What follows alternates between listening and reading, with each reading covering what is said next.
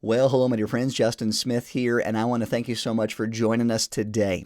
We are starting a brand new book of the Bible in this broadcast, 2 Samuel. If you've been visiting with us on our platforms for some time, you've noticed that we have had a shift throughout the course of how we do the Through the Bible broadcasts. Originally, from the very beginning of this thing, way back many years ago, we started going chapter by chapter through the Word of God. And we've done that a couple different times now.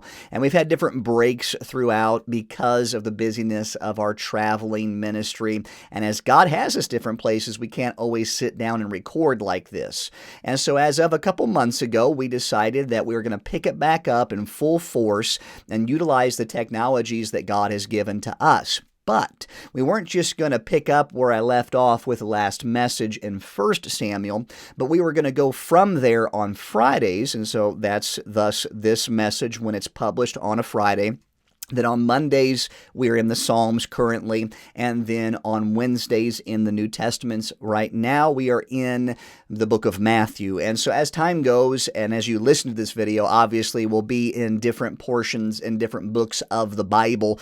But as able, we do have the intention of that. Psalms, eventually Proverbs on Monday, and then Wednesday, midweek, looking at the New Testament, and then Fridays, looking at the Old Testament, and all of it's good. All of it's given to us by God, and all of it is profitable for doctrine, for reproof, for correction, for instruction in righteousness, that the man of God may be perfect, thoroughly furnished unto all good works. So today's broadcast in 2 Samuel chapter 1 brings us to this title, Mourning the Loss of God's Anointed. Mourning the loss of God's Anointed. And this is a big deal, okay?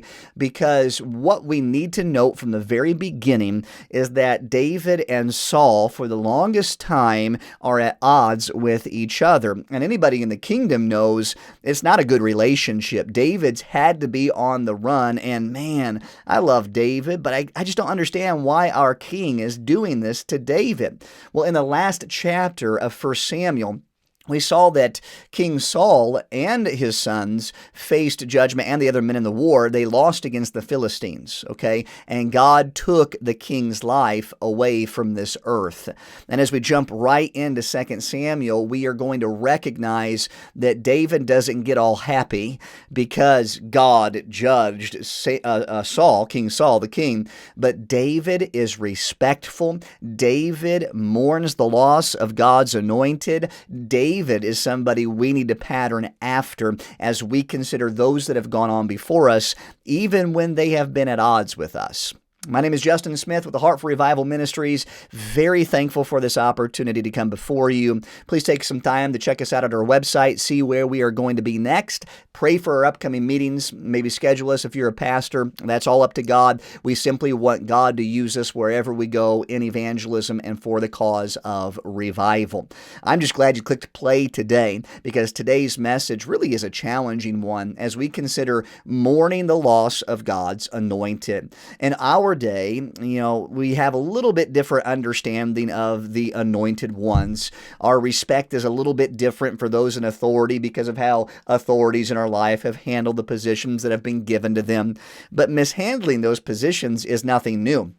King Saul first king of Israel, handled his position in a way that he should not have handled it. But that gave David, even though he had an open door to disrespect him, that gave David an opportunity to show the world what it was like to truly respect his commander-in-chief that was in authority.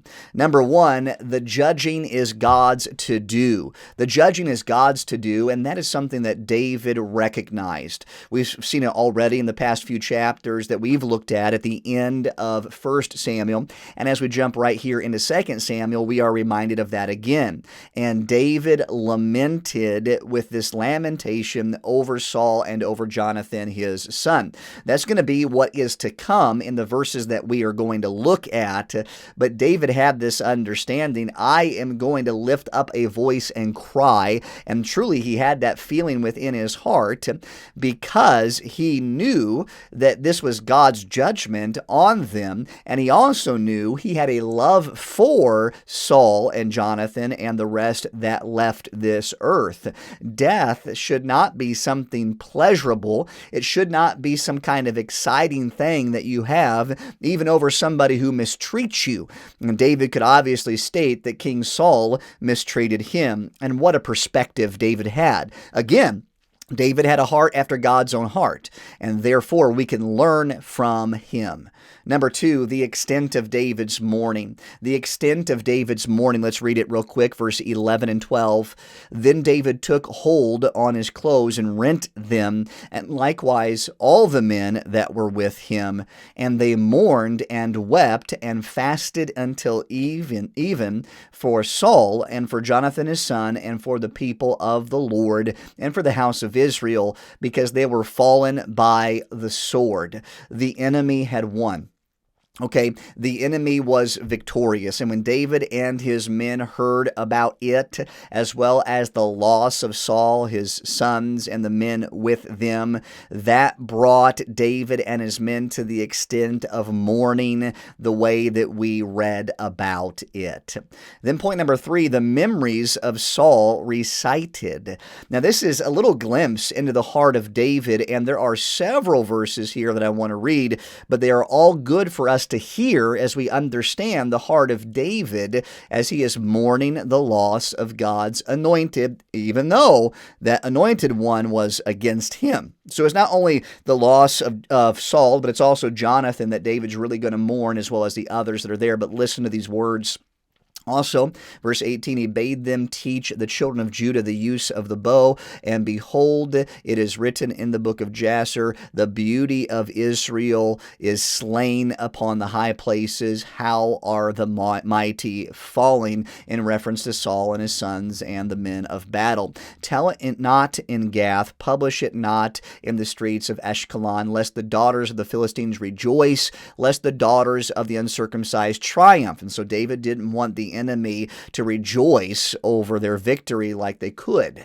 Ye mountains of Gilboa, let there be no dew, neither let there be no rain upon you, nor fields of offerings, for there the shield of the mighty is vilely cast away, the shield of Saul, as though he had not been anointed with oil. And so David's lifting up these words saying he's fallen as though he wasn't even king. Look at how he has been taken from this earth. From the blood of the slain, from the fat of the mighty, from the bow of Jonathan, turn not back.